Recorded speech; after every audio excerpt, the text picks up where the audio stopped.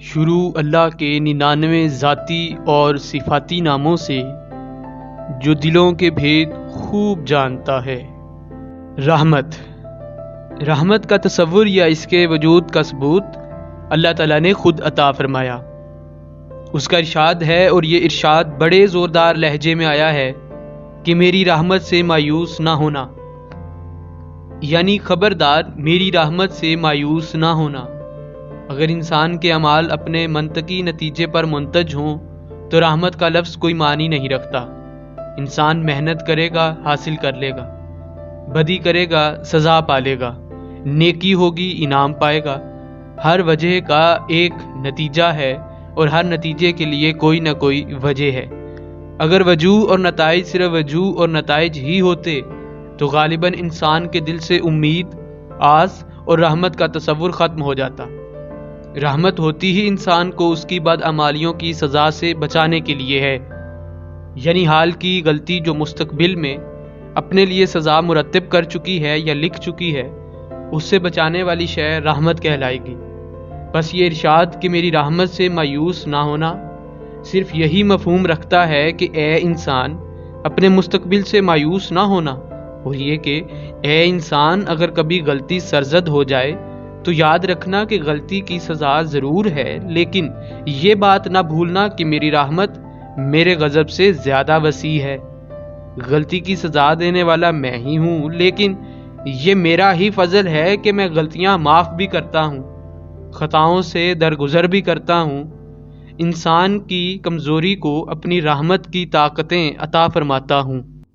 آنے والے اندیشوں میں مبتلا رہنے والے انسان کے لیے ایک صدا بلند ہوتی ہے کہ خبردار یہ نہ بھولنا کہ میں اور صرف میں اس بات پر قادر ہوں کہ گناہ معاف کر دوں، اور یہی نہیں بلکہ انسان کی تمام غلطیوں کو معاف کر دوں، اور یہ کہ اس کے تمام گناہوں کو نیکیوں میں تبدیل کر دوں۔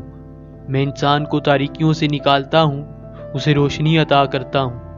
ظلمات سے نور کا سفر میری رحمت کے سہارے ہو سکتا ہے۔ کافروں کو سزا سے پہلے انہیں ہدایت حاصل کرنے کی توفیق عطا فرمانے والا ہوں۔ بے ایمانوں کو ایمان کی دولت عطا کرتا ہوں۔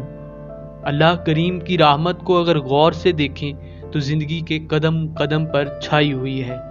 ہمارا ایک ایک سانس اس کا مرہون منت ہے۔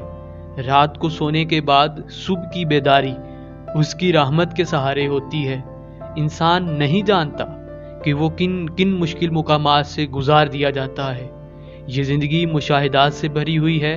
ہم دیکھتے ہیں کہ جو لوگ رحمت کے قائل نہیں وہ کس مشکل میں مبتلا ہوتے ہیں۔ ان کے پاس مال ہوتا ہے، سکون نہیں ہوتا۔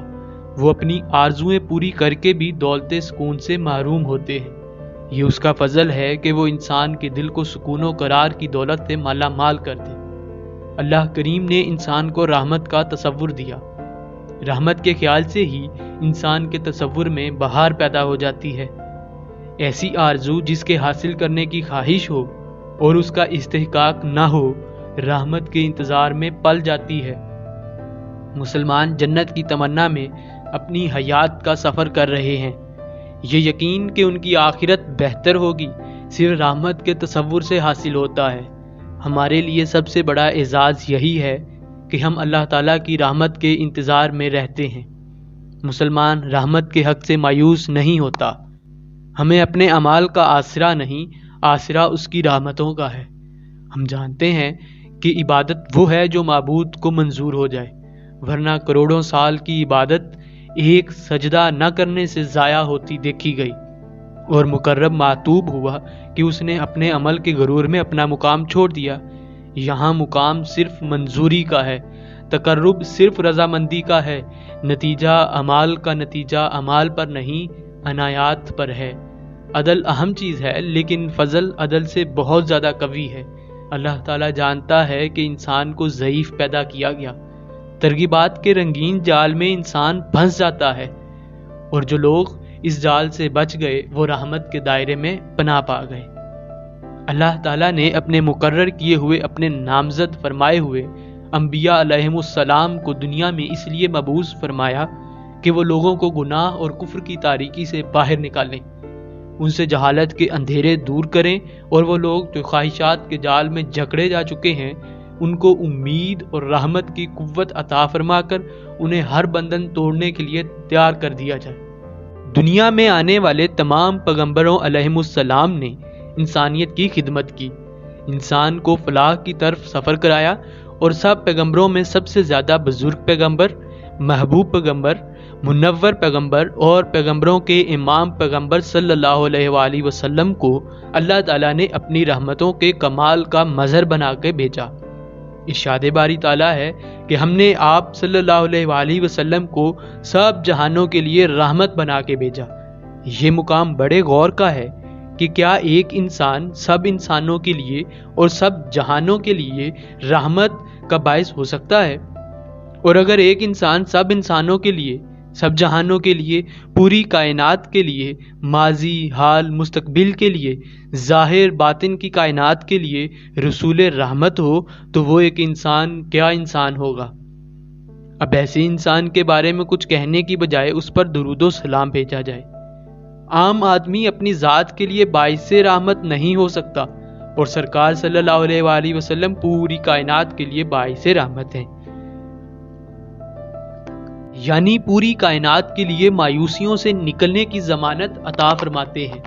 تو مطلب واضح ہوا کہ رحمت قرب رسول صلی اللہ علیہ وآلہ وسلم ہے، اور اس قرب سے محروم انسان کو اس کے اعمال کی عبرت کے حوالے کر دیا جاتا ہے۔ عمر گزشت کے کفر اور اس کی بدعمالیوں کے نتیجے سے بچنے کا واحد ذریعہ حضور صلی اللہ علیہ وآلہ وسلم کی مہربانی ہے۔ ہمیں اپنے اعمال کی کمی بیشی سے بچانے والی ذات حضور اکرم صلی اللہ علیہ وآلہ وسلم کی ذات گرامی ہے۔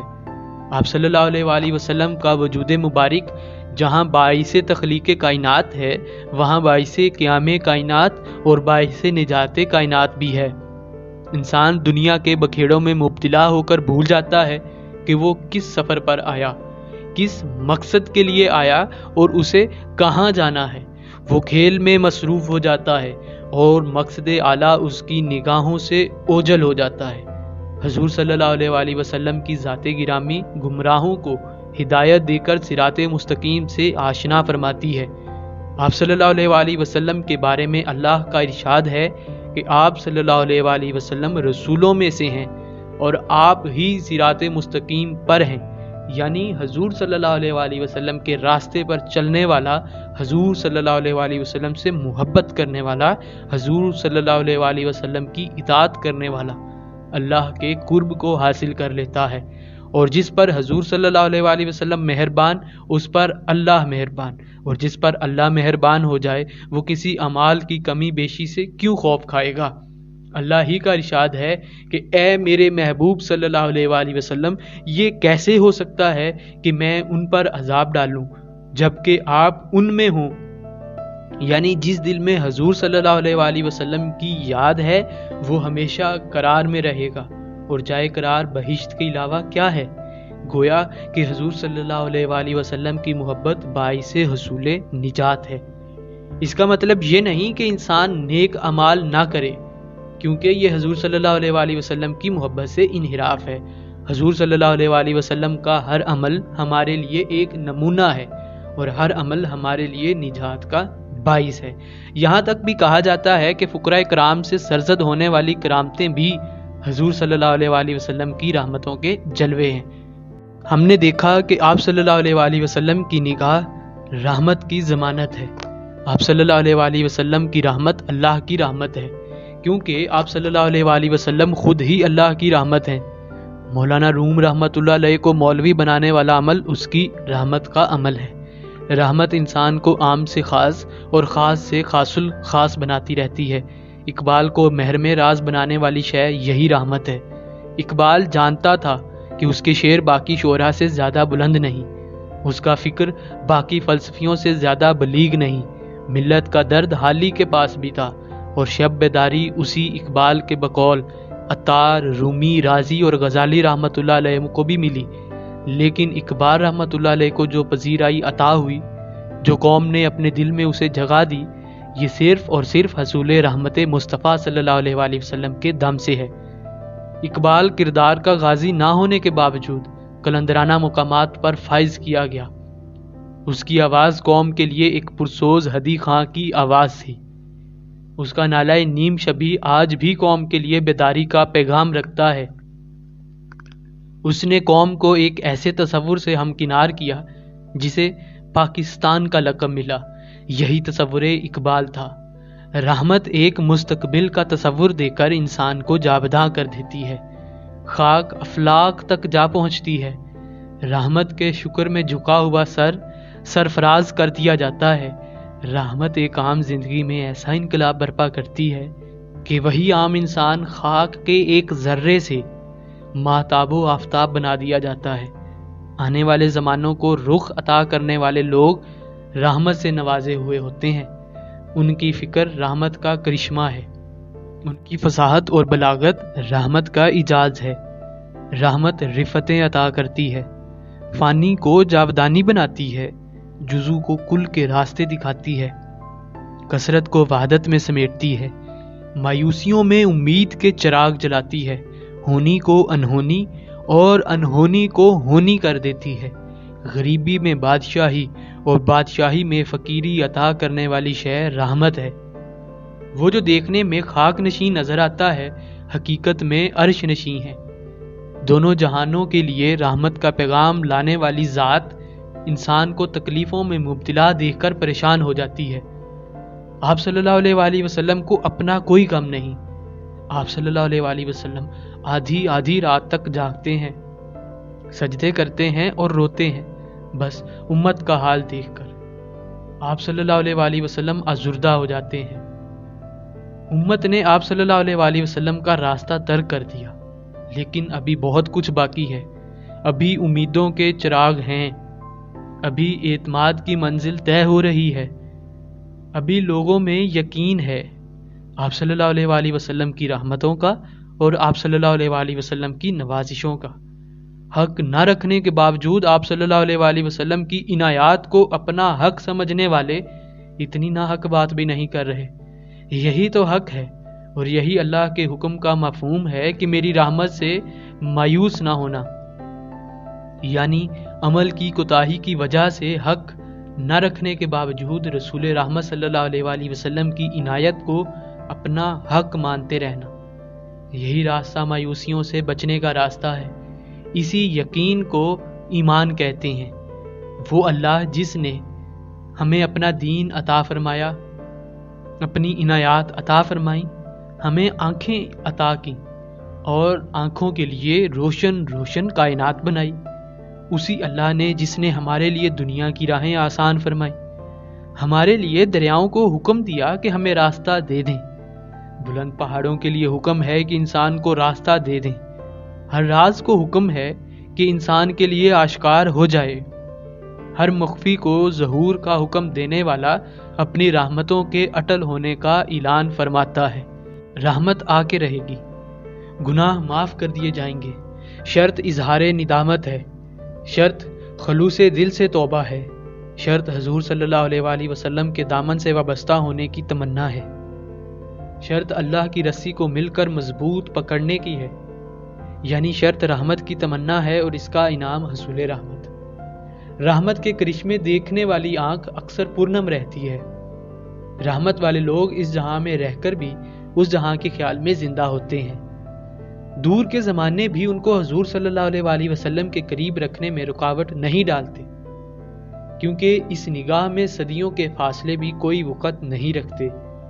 وہ نگاہ صدیاں عبور کر کے اپنے درویشوں کی زندگی کو آج بھی روشن کرتی ہے۔ آپ صلی اللہ علیہ وآلہ وسلم آج بھی قریب کرتے ہیں اور قریب ہوتے ہیں۔ یہی رحمت کا کرشمہ ہے کہ اس میں نہ ماضی دور ہوتا ہے نہ مستقبل بعید ہوتا ہے، اس میں فاصلے سمٹ جاتے ہیں۔ فاصلے تاریخ کے ہوں یا جغرافیے کے، اس میں کچھ اہمیت نہیں رکھتے۔ آج رجوع کرنے والا پرانے جلوے کو حاضر پاتا ہے، گزرے زمانے کے جلووں کو پکارنے والا مایوس نہیں کیا جاتا، کیونکہ جلوے گزرتے نہیں۔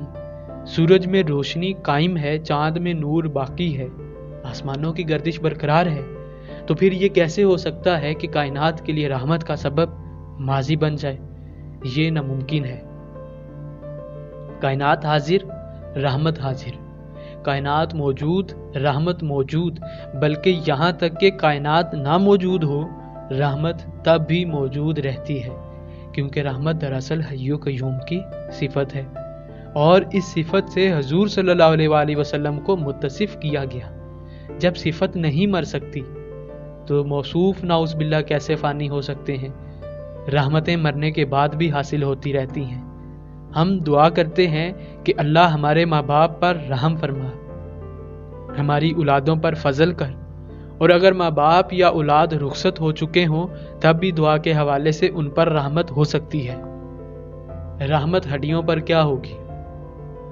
خالی بے جان گوشت پوست پر کیا ہوگی؟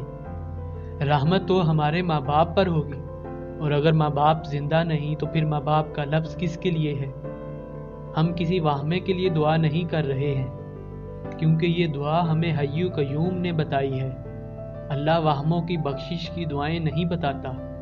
رحمت کا سلسلہ ہمیشہ ہمیشہ سے قائم ہے اور ہمیشہ ہمیشہ کے لیے جاری ہے، اور رحمت مانگنے والے کے لیے ہے اور نہ مانگنے والے کے لیے بھی ہے، اور کبھی کبھی تو نہ مانگنے والے زیادہ خوش قسمت نظر آتے ہیں کہ ان کے لیے ہر صاحب راز نے دعا کی۔ اللہ کو بھول جانے والے اللہ کو تو یاد ہیں، اللہ کو نظر انداز کرنے والوں کو اللہ نظر انداز نہیں کرتا، اللہ کو چھوڑ دینے والوں کو اللہ نہیں چھوڑتا۔ اللہ نے پیغمبر بھیجے کہ ان ناسمجھ لوگوں کو ہدایت عطا فرمائی جائے۔ ان لوگوں کا استحقاق نہیں ہے کہ ان پر رحمت کی جائے، لیکن ان پر رحمت کرنا رحمتوں والے کی شان ہے۔ وہ اتنی بڑی رات کے اندر روشنی کا چراغ جلاتا ہے، وہ کفر کے اندھیروں میں ایمان کے نور کا جلوہ دکھاتا ہے۔ رحمت حق اس شخص کی تلاش میں رہتی ہے جس کی آنکھ پرنم رہتی ہے۔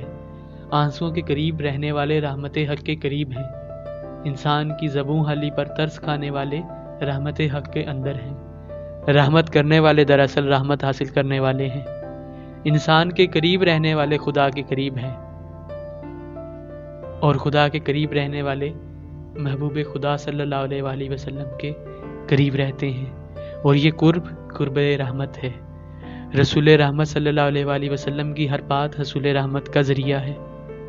آپ صلی اللہ علیہ وآلہ وسلم نے کسی سے کبھی انتقام نہیں لیا، غلاموں کو ایک دن میں 70 مرتبہ معاف کرنے کا حکم فرمایا۔ آپ صلی اللہ علیہ وآلہ وسلم پوری کائنات کے لیے دعوت رحمت ہیں، اپنوں کو عبادت کے غرور سے بچاتے ہیں اور عبادت سے محروموں کو رحمت کا تصور دے کر عبادت کے قریب لاتے ہیں۔ فریاد کرنے والوں کو رحمت کے حصول کا حق عطا فرماتے ہیں۔ جس کو رحمت کا حق مل گیا اسے رسول رحمت صلی اللہ علیہ وآلہ وسلم کے دامن میں پناہ مل گئی، جسے حضور صلی اللہ علیہ وآلہ وسلم کے دامن میں پناہ مل گئی اس کا کام آسان ہو گیا۔ یعنی حضور صلی اللہ علیہ وآلہ وسلم پر ہمیشہ درود و سلام بھیجتے رہنا، اور یہی اصل نسخہ ہے حصول رحمت کا۔ آپ کی سماعتوں کا شکریہ۔